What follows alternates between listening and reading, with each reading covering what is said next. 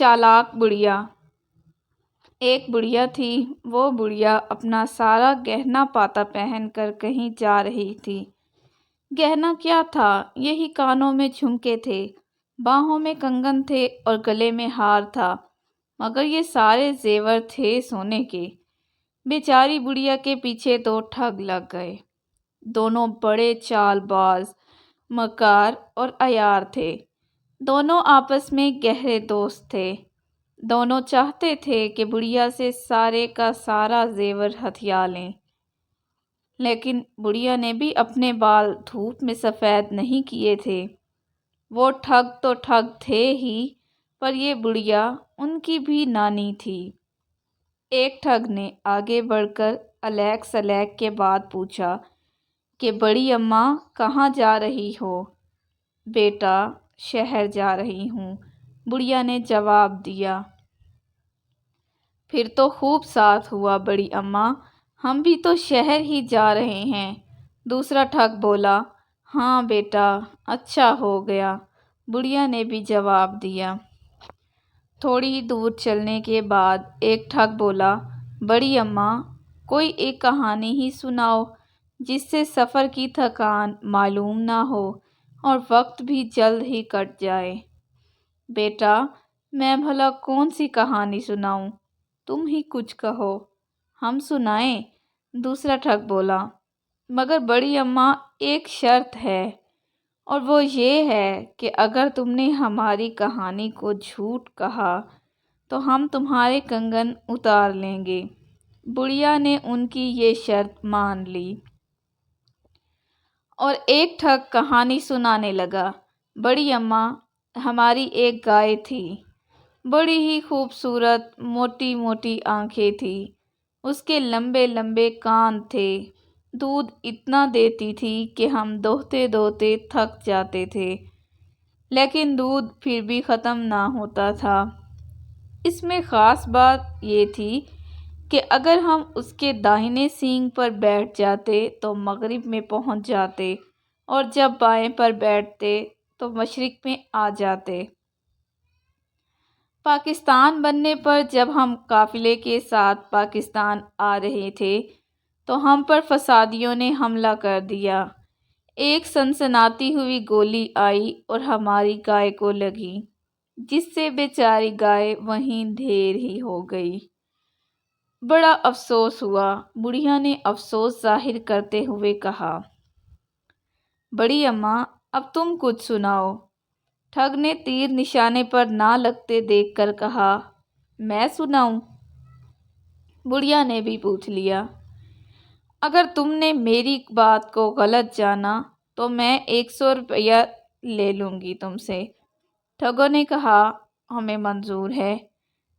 تو پھر سنو بیٹوں، جب میری شادی ہوئی تو میرے والد نے ایک بیل بھی مجھے جہیز میں دے دیا۔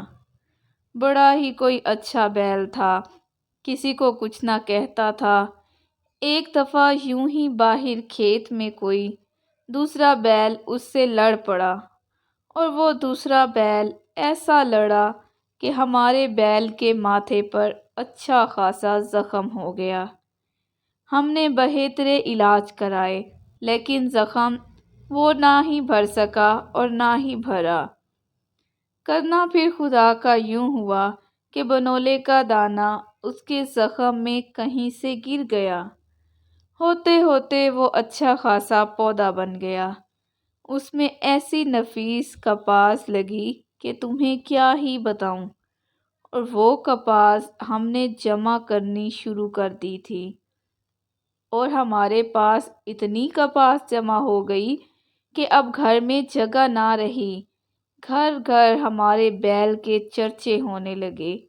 بڑی بڑی دور سے لوگ اس انوکھے بیل کو دیکھنے کے لیے آتے، اس کی کپاس کو دیکھتے اور تعریفوں کے پل باندھ دیتے۔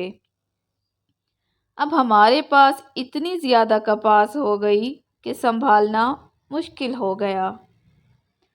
ہم نے اسے بلوا کر کاٹنا شروع کیا اور اس کپاس کا کپڑا لتا بنانے لگے، اور اس کپاس سے کئی قسم کے کپڑے بھی بنوائے، جن میں کھیس بھی تھے۔ ان کھیسوں میں سے 2 کھیس کہیں چوری ہو گئے۔ بیٹا، خدا جھوٹ نہ بلوائے، یہ کھیس جو تم دونوں نے اوڑھے ہوئے ہیں یہ وہی ہیں جو چوری ہوئے تھے۔ اب مہربانی کر کے یہ کھیس اتار کر مجھے دے دو۔ دونوں ٹھگوں نے اپنے کھیس بڑھیا کو دے دیے، اور کرتے بھی تو کیا، شرط جو تھی مجبور تھے اور ماننی بھی پڑی۔ ہاں تو بیٹا، بڑھیا نے پھر اس کہانی کا سلسلہ شروع کر دیا۔ ہم نے اس کپاس میں سے ململ کے تھان بنوائے۔ ململ کے تھانوں میں سے ایک تھان بھی گم ہو گیا۔ یہ جو تمہارے سروں پر پگڑیاں ہیں اسی تھان کی ہیں، یہ بھی اتارو۔ انہوں نے وہ پگڑیاں بھی اتار کر دے دیں اور بڑھیا کو دے ہی دیں۔ نہ اتارتے تو شرط کے مطابق 100 روپیہ دینا پڑتا۔ اب شہر بھی نزدیک ہی تھا۔ ایک ٹھگ بولا، بڑی اماں، بہت بھوک لگ رہی ہے۔ اچھا بیٹا، شہر آیا ہی سمجھو۔ مجھے اپنے کنگن بیچنے ہیں۔ کنگن بیچ لیں اور پھر آرام سے کسی جگہ بیٹھ کر کھانا کھائیں گے۔ وہ دونوں ٹھگ خاموش ہو گئے اور سوچنے لگے کہ بڑھیا کنگن بیچ لے پھر کوئی داؤ چلائیں گے۔ وہ بڑھیا کے ساتھ چلتے ہوئے اپنی دماغی سڑکوں پر تدبیر کے گھوڑے دوڑانے لگے، اور اسی اثنا میں وہ شہر میں پہنچ ہی گئے۔ ہر طرف خوب چہل پہل تھی، کھوے سے کھوا چہلتا تھا۔ بڑھیا نے اپنے کنگن اتار لیے اور ان دونوں ٹھگوں سے کہنے لگی، بیٹا، سونار کی دکان آ گئی ہے، تم دونوں یہاں بیٹھو، میں اپنے کنگن ذرا بیچ لوں۔ وہ سونار کی دکان کے قریب ہی بیٹھ گئے اور بڑھیا سونار کی دکان پر پہنچ گئی۔ کیا چاہیے اماں تمہیں؟ سونار نے پوچھا۔ میں اپنے 2 نوکر بیچنا چاہتی ہوں، وہ دیکھو سامنے بیٹھے ہیں۔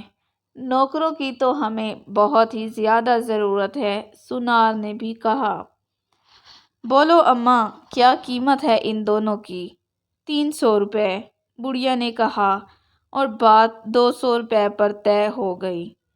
میں نوکروں سے پوچھ لوں کہ ان میں سے ایک بکنا چاہتا ہے یا دونوں؟ بڑھیا نے کہا، اور پھر بلند آواز سے پوچھنے لگی، بیٹا، ایک بیچوں یا دونوں؟ ادھر سے جواب ملا، اماں، دونوں بیچ دے، ایک کو کہاں رکھے گی؟ بڑھیا نے 200 روپے میں دونوں ٹھگوں کو سونار کے ہاتھ بیچ دیا اور ان کے پاس آ کر کہنے لگی، بیٹا، تم یہیں بیٹھو، میں تمہارے لیے کھانا لے کر آتی ہوں۔ کچھ مٹھائی بھی لیتی آنا اماں، دونوں نے کہا، اور بڑھیا اچھی بات کہہ کر 9 دو 11 ہو گئی۔ تھوڑی دیر بعد سونار نے ان دونوں ٹھگوں کو بلایا اور دریاں جھاڑنے کا حکم دیا تو ان کو حقیقت معلوم ہوئی، اور انہوں نے کہا کہ ارے، وہ تو ہماری بھی نانی نکلی، اس نے تو ہمیں ہی ٹھگ لیا۔